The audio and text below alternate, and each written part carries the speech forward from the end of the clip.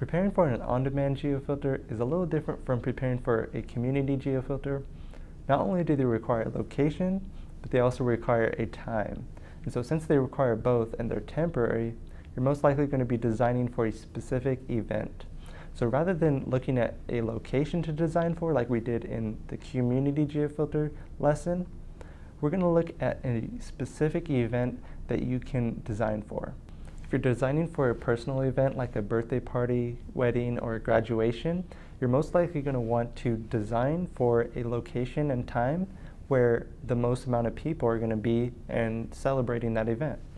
You want to set it to the right location to where it applies to the people in that location, and you also want to do it at the right time to where it's appropriate to use the geofilter. For example, let's say you want to create a geofilter for a graduation, and the graduation happens to be at the school's football stadium from 5 p.m. till 7 p.m. Now, the appropriate location would be the football stadium, and the appropriate time may be 2 hours before and 2 hours after the graduation has started. This is because there's probably going to be a lot of people taking pictures before, during, and after the graduation. So it's appropriate to put it a few hours before and a few hours after. It's also important that you understand your audience and who's going to be at the event.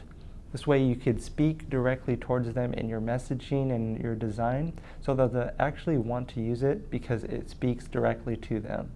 If you're submitting a business geofilter, it actually works best to start with the audience and then find events that your audience goes to and then target geofilters around those events. For example, if you're targeting 18 to 21-year-old college students, it may be best to start with events that are happening on campuses, like sporting events or finals week, and then target your geofilters to those people at those events. So now that you have an idea of what to look for in an on-demand geofilter, in the next lesson we'll learn how to brainstorm and then concept those ideas out on paper.